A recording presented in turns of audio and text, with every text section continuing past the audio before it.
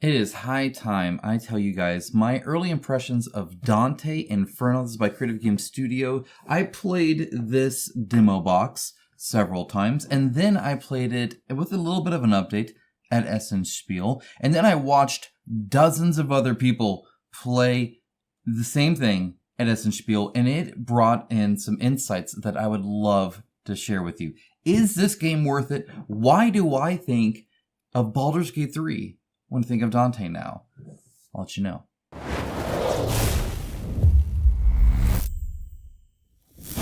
Now, before we dive into things, two bits of information. First of all, if you were a Patreon or YouTube member, you already know what I'm going to say because I share my early impressions on these games early with them. So if you would like to support the channel and hear as early as possible my early impressions on a lot of these games, then feel free to click the button down below on the join or the link down in the description to join on Patreon. Thank you guys so much, obviously, for any support you provide, and hopefully you've enjoyed some of the perks like that. I really enjoy getting that out to you guys as early as I can. And it helps me kind of formulate my thoughts anyway, so that I can then make a great review for everybody. So that's the first thing. The second thing is general disclaimer, as I always do with Creative Game Studio, is I am working with them as kind of like, it's this weird thing where I'm like a consultant where they ask me some like stuff around like consumer stuff when it comes to like the campaign and the game and stuff like that. But then also they just want me to like critique their stuff. And this is literally like one of those things. So they actively want me to critique their stuff so that they can make better stuff, of course. And I'm happy to oblige. So here we are. Here's my early impressions of Dante Inferno. That's the title they kind of set with. It used to be Invasion of Hell. So if you hear that, that they're the same thing. Another thing, Baldur's Gate 3. If you don't know what that is, first of all, you're in for a treat. Feel free to search that after this video, during, it doesn't matter, whatever. It is a D&D video game that has recently won all sorts of awards, has been doing quite good. It's by Larian Studios. You might remember their board game Divinity Original Sin. I think it was Original Sin 2, the board game. It's based off the video game, which is kind of like the Baldur's Gate 3. Now, Baldur's Gate 3 is kind of famous because it lets you do anything. Now, that's obviously not exactly true, but it definitely has a lot of variance. One of the key things, and I might link down to this in the description below. Go ahead and check to see if I did or not. Depends if I can find the video or not. I watched a video where this woman kind of really helped break down what makes Baldur's Gate 3 so interesting. And what it is it was a single part of a single mission. And then it was talking about all the various ways you can go about solving that. And there are a myriad of things that you can do to actually solve it. And so it's this variance within the mission. It's kind of why I'm talking about this when it comes to Dante Inferno. Now, I'm not talking about the choose your own adventure style of the narrative, because I feel most narrative board games at this point do that. It's very much a hot thing in board games right now, is choosing your own adventure, right? It definitely, hey, you proceed to this thing, or do you want to go down path A or B, or, grab this card. Like, that's all fun, and it's great, and it's really good in Dante, but it's not necessarily what, like, makes it stand out as that unique to me when it comes to like, oh, that's like Baldur's Gate 3, because in that case, then, half the games I play are. So why do I say that? It's because of that variance within actual like boss battles. See, in the boss battle genre, you get often something like Oathsworn, where you do the story bit and it gives you buffs or debuffs, maybe even some more information or something like that, and then you play the set mission that you always play pretty much the same way. Right, with your characters doing mostly the same kind of thing over and over again, right? Which can be plenty of fun, and it's great, and people enjoy it. Nothing wrong with that. Okay, if that's the style game you want to play, that's fine. That's what most boss battlers are. The boss battle itself is kind of this rigid thing, and there might be some narrative around it. And in fact, there are times where they'll try and get like, crazy, and the narrative will make it to where you might even skip that battle. Oh, you don't have to fight that boss. I didn't even see that boss. I didn't even meet that boss. But if you did, the boss battle is the way that it is, right? That's typically how the boss battle genre operates. Now, there are exceptions and some nuance, and especially when it comes to the whole narrative where you're fighting a whole bunch of them, there might be one or two kind of standout ones in there that could really kind of vary. But from what I've seen of Dante Inferno, I've never seen a boss battler vary as much as I have with it when it comes to actually like changing the battle itself. Okay, so I'm going to kind of explain that throughout, of course, and so just stay tuned. I'm going to kind of explain that and kind of go back to, that's why I mean like Baldur's Gate 3. It is not Baldur's Gate 3 the board game, by the way. Like it doesn't, I'm not sure a board game could do what Baldur's Gate 3 did. Just because there are so many different systems that play, it would be almost impossible to do in a physical format. It would definitely need to be a D&D session, and even then you would need some theater of mind. There's no way you have everything just set for that, right? It's pretty crazy. It's pretty impressive. Again, feel free to check it out. But it does kind of remind me of that a little bit. So let's go ahead and dive in. Now, the first thing I want to kind of clarify is the dynamic arena. Most boss battlers have terrain. It's kind of a staple of the series. Some use them sparingly, and it's mostly almost a Colosseum-like thing. On the extreme end, you have like Wild Ascent, where the terrain's like barely a thing, and you might not even interact with terrain at all. And then on the extreme, other end, I would say, like Dante Inferno, because one of the things that it does is it has these like, I call them hills, but they're various things, just elevations, right? And so they have that kind of like from Chronicles of Drunagar in a way. So if you've played that dungeon crawler, then you've kind of seen their previous stuff when it comes to this 3D terrain. This is a little bit different because you also have like stairs that can go up to it and stuff like that, and you can stack them on top of each other to have much more variance than necessarily what you have in Chronicles of Drunagar. Now that's all fine and dandy. They have columns and chests and stuff like that. But one of the things that's kind of interesting, and this is something I noticed when I watched other people play, is I have never seen terrain interacted this much before and changed this much before. Normally, when you have a boss battle arena, you set up the terrain and that's how the terrain is.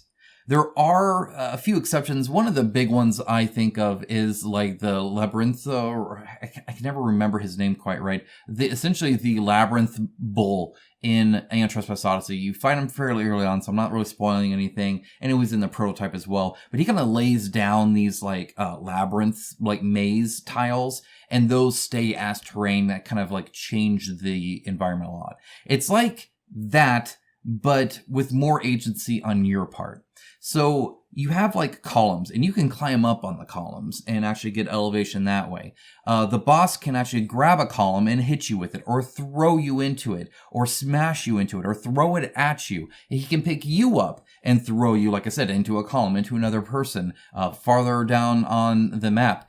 He can actually, and you can as well, even in times, change the terrain. For instance, as the artist, you can like actually like, move things around and change things. So what was the hill here might not be there anymore. Now it might be over here. Or maybe the hill appeared on another hill, so now it's extra tall. And if you were up there, now you're stranded there because there are no stairs down. He's got to jump down or deal with it or be up there and stuff like that. So there's all these like variations where the map start state might look the same, but the end state of what the map looks like and its actual like topography can often be extremely different. When I was watching, I would sit at Essenspiel. I would stand and just watch people play awkwardly. And one of the things I was noting was just how different each thing is and how much people interacted with it. You could go into the boss battle and never touch the furniture or mess with the terrain or anything like that at all. And that's totally viable. This is where a little bit of that variance comes into play, right? You might, I saw a group where every single person went up on the pillars and try to get that advantage. And so literally, like, they were fighting with the whole team up on these pillars until, of course, it all came collapsing down on them when he would grab them and stuff like that. But that was a strategy you could do. Some went to these chests and went over there onto the hills there to like go get that stuff. Some people grabbed it and threw that at him. Some people messed with the stairs as the artists and stuff like that. There's a large variety of ways that you can go around interacting with the terrain to a level I have never seen before. Now, maybe there's something out there that you could think of. If so, do let me know in the comments below, of course. But for me, that was definitely a standout and really showed the versatility of the system. Just this one fight with Minos, the single demo box fight, the single fight everybody played at Essenspiel, and yet a huge variety of differences in both how the fight went, but also what people are doing with the terrain, with the furniture. It was actually really impressive. Very, very impressive. Now, another thing that I thought was kind of fun is that, and what I saw when I saw people playing as well, and my own experiences, are you tend to react to the boss as much as he reacts to you. So that both speaks on how often he reacts and on how much you react. So let me explain that. Often when it comes to boss battlers in board games, the fancy AI we have is reactions, right? Now, I do with quotes because obviously video games like stomp the crap out of like our AI. But for board games, it's really cool to, be able to do an attack and he reacts to you, right? And then a lot of the AI or what he does is scripted within like cards or abilities that interact with each other and stuff like that, right? And this one again adds it to the terrain as well and stuff like that. And those cards work really well. But really, his reactions are kind of cool because you can have multiple reactions. So during your turn, you might roll dice and do something and then he reacts to you. And it's not like a set thing where like, oh, I broke a body part off, or, oh, it's his turn and he did that. Yes, he has a turn and he'll do that, but he's often interacting and countering multiple times throughout the player's turn. As people play on cards, roll dice, he'll interact and react and counter you in different ways. And so you have a lot of that. Now, the reason you're reacting is because, again, of that changing dynamic. The person who was going to do the big attack may have just been picked up by him, and he may have thrown him across the board now, or he might have picked two people up, or he might have picked a column up and then smacked you with, and you were going to go up on that column, or he might have like charged way over on the other side. So you have the normal kind of boss things like the charging over on the other side that you see in most boss battlers, but the amount of interaction that the boss does with the terrain and with the people, the players, and then combining that with the shifting, arena that essentially ends differently than it started. And it very much has you making a plan, but also reacting as things go on, right? So it's kind of like an evolving plan, or at least part of a plan, right? And so I really liked the fact that it wasn't, first of all, he's reacting a lot, right? Which is always a lot of fun. But then also you are as well. So you can't just like make a plan, initiate the plan, boom, you got him. There you go. Done. Now, let me explain that counter system a bit more. So one thing that is really cool about this, and it reminds me a lot of Oathsworn, is rolling a lot of dice is not always beneficial. Now, in Oathsworn, it's kind of a press your luck thing. And in this one, it kind of is as well. Essentially, except in Oathsworn you get to pick more, and here it's just, you roll this many dice. And you roll the big dice and you're super excited because you can do a big hit, and often you do. It's very easy to get damage in this game. It's not something where it's like, and I did nothing. That typically doesn't happen. It can, but it's not very often.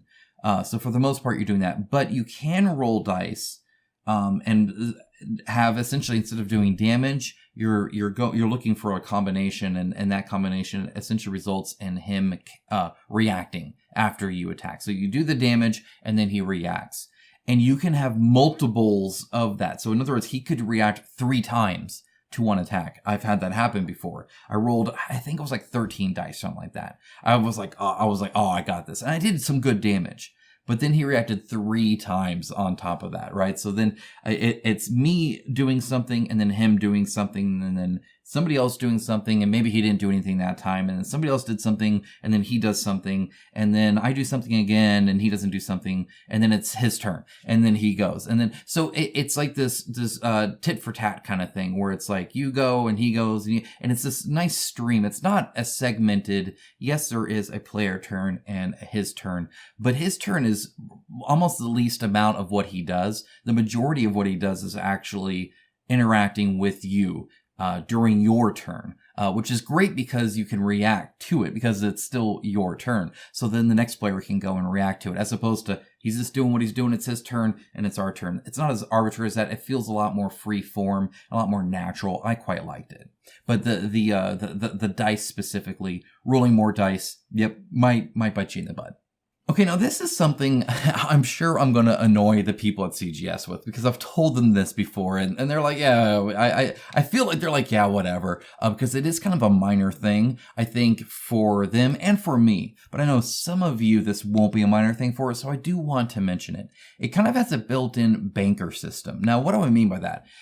If you've ever played Monopoly, typically you know what the banker is. It's the person interacting with the money. Anytime anybody needs money, they're the person doing it. And some people love doing that, right? And some people hate doing that. And some people will begrudgingly do it, and some people don't care. And, there's a wide variety of people and their tolerance for being the banker. There's nothing that bad here, but there is one specific spot where you will be doing some upkeep based off other people doing things. So let me explain that a little bit. When you have the like encounter, right? One person's going to be sitting closest to essentially, and I don't know if they're solid on all the wording or not. So I guess what I'll say is it's like an aggression track. When you play a card, it'll have a little value there, and you'll update your stance on that. Oh, it moved 2 up because I did this. And then somebody else will do that. Oh, I moved 3 up. And so people move down and he moves up, right? And so that kind of keeps track on who essentially has more aggro. And a lot of I'm calling it that, but there's a few instances or a few mechanics that interact with this tracker. Most of it being targeting with the boss and stuff like that, right? So that happens. Every person, every card, just about, right? And so I played a card, whoever's sitting closest to that now needs to move the track. And then I do that. Now, it's not too bad because they can do it while I'm doing my stuff, right? And it's not like it's a big thing. It's sliding some little markers around is all it is. It's nothing huge. But I know there are people that really hate upkeep, and they probably wouldn't want to sit there. One thing that could come in mind is people just sitting around the table not realizing that position is there. What's different than the banker is often it's picked, it's very overt, you're the banker, that's fine. Now you're the banker during Monopoly. And this one, it's just whoever happens to be sitting there. Now the game board could change, and maybe it's, in multiple locations. Maybe it's more in a neutral spot, so it can be between 2 people. Maybe you are on a table to where everybody can reach, and got all long monkey arms or whatever. I'm just saying that that's definitely something that I think might affect some of you, so I wanted to mention it. Okay, that's all I want to say on that. Now, one cool thing is the character or champion archetypes. So let me kind of explain this. You don't really have named characters here. Instead, you have the artist and the devotee and stuff like that. And so they're like an archetype of a character, as opposed to this person per se. And I think that's to help you kind of personify yourself as the person, which I'm cool with. I think that's cool. It's totally fine. It's a neat way to do it. One thing that is interesting is that they don't follow the traditional class structure, or I guess I should say they kind of do, but with a twist. And each of them have a twist. I'm going to give you one example, but just one. Obviously, there are others, right? So the artist, for instance. Now you'd think, what is the artist doing? First of all, you got to remember where they're at. They're in, in hell, in limbo, in all these, kind of fantastical places. And there's kind of a little bit of spiritualness, a little bit of mysticalness, a little bit of I don't want to say etherealness, but like it's not just us on Earth, right? And what's possible here versus what's possible there, right? And so they all kind of have different powers or abilities or stuff like that. So you're playing these ability skill cards, and If you're the artist, you quickly realize, oh, I'm kind of like a rogue because I get like, extra damage for like attacking from behind and stuff like that, right? So a very rogue-like thing. But they didn't just call it rogue, they called it the artist. And in so doing, you can kind of create things a bit more. So this is something that, again, a rogue wouldn't normally have. If you just picked, oh, I'm the rogue, I'm the barbarian, I'm the cleric, right? And so one of her abilities is being able to copy another person's ability, which is, again, something that isn't super common in the rogue archetype, but it is for the artist. So you can be like, oh, I'm going to do that same thing and kind of do the same flourish and the same, movement as the other person to be able to do what they did. You can also actually change the terrain itself. So again, you can interact with like stairs and move them around and do stuff like that. And so you can interact with the environment and in the terrain in a unique way and with other players and a unique way to the artist that is totally different than what the other characters will do. And they're going to be all doing their own special thing. I don't want to dive into all of them, but each one has a unique flavor to it that doesn't make it feel like, oh, I know this. This is the druid, right? And I really appreciated that. Again, you might go into it and be like, it's like the rogue, but you quickly realize that they actually play quite a bit different. And I did appreciate that kind of, let's do something new, I guess. It was quite nice. Now, I won't spoil the story, but meeting famous people and going to famous locations and both fictional and non are just really, really cool. It's just really, that they'll just name drop stuff and you're like, oh, okay, I'm here, or oh, I'm interacting with this person or doing this. And it's really, really great. It's not even all necessarily like, oh, the, Divine Comedy. If you've read the Divine Comedy, it's everything in that. No, there's actually more to it than even that. And I think that's really nice. And gives it a lot of, I don't want to say pop culture references because it's not like that, but like references that you will recognize, in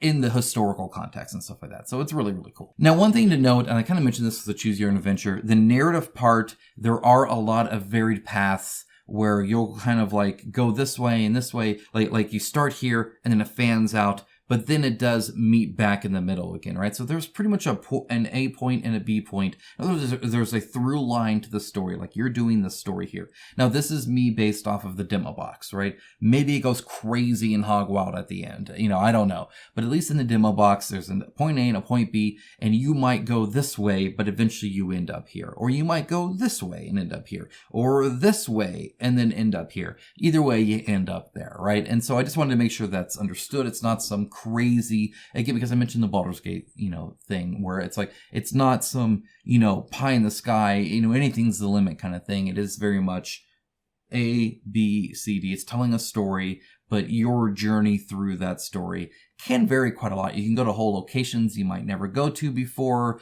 You might get things that you didn't have otherwise and stuff like that. Now, one of the cool things I noted here, and this is something, again, that makes me think Baldur's Gate 3, is failures here. You're going to do tests, you're going to try to do things, and you're going to fail.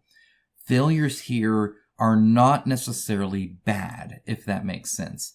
Often they do have a negative thing to them, but the overall net gain might be better because just because you failed here might mean you go this way and do this and find this new person and interact with them that you wouldn't have done if you had succeeded and done what you were trying to do, right? And so it makes it to where you tend to accept the failure. And a lot of games, especially board games, you can kind of cheat. Again, the board game police won't know if you fudge a roll. If you're like, I don't want to kill, the lady, I want to save the lady. And then you fail and you kill the lady. Like, let's pretend I rolled a 19, right? You can totally do that. That's fine. You can do that in a board game. You can do that here too. But I'd encourage you not to, because what you'll quickly realize is you're actually happy with how things turned out. Right? Okay, yeah, we failed that and, our caravan suffered or whatever. But then, we went to this other location and interacted with this person and ended up with this cool sword, or whatever it is.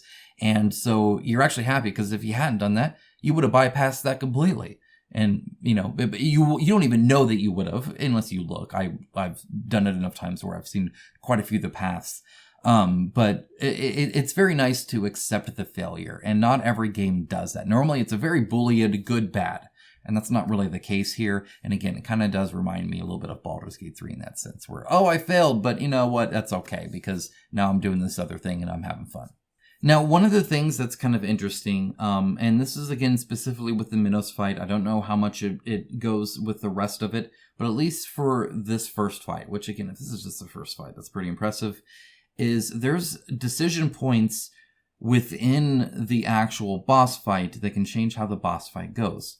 In this instance, and again, not really spoiling a whole lot here, and I'm being kind of loose with even how I'm talking about this, but essentially, another character can be there, and you can choose to fight that other character versus Minos, and that changes things. But you can make that choice, right? And so you might just be fighting Minos, you might be fighting both of them, you might be fighting this other character, and you can make that choice within the boss battle itself. And I think that's great. I think that's awesome. I love that. I want more boss battlers to do that. Don't just be story, fight, story, fight, story, fight. Let's intermix it. Now, Tenaris did a thing where it was very much story within there. And this isn't necessarily story per se. This is just decisions. In other words, the story, the discussion that you would normally read, it's just done over the table as you guys decide what to do. And then you do it. And then it's almost like a natural story, a little bit, almost more D&D-like in that sense, which is kind of cool. Now, one thing to mention on the story is how it's written. It's very much written in the same style as Chronicles of Drunagar when it comes to like how the story is presented to you. So if you've played that or know of that and you like that, you'll like this. If you didn't like that, you're going to be frustrated with this text as well. It does do a different style than I think is probably the most common.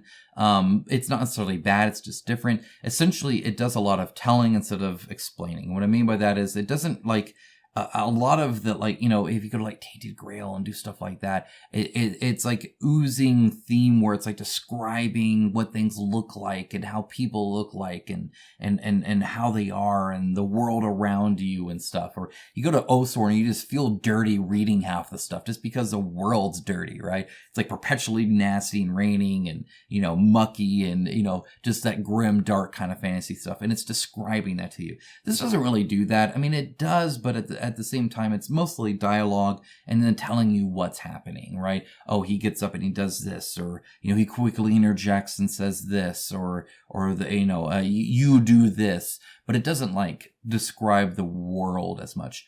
Now, and I've said that at Chronicles of Drunagar as well.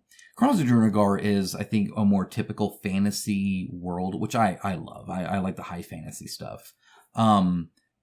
But it is almost a missed opportunity here because the world that you're experiencing in Dante is quite impressive. And I do think they explain it more than in Chronicles of Drunagar. I do think there's a little bit more, I don't want to say fluff, but, you know, just setting description. But it's certainly not as much. Now, that's both good and bad because it also means that the reading snippets are limited, right?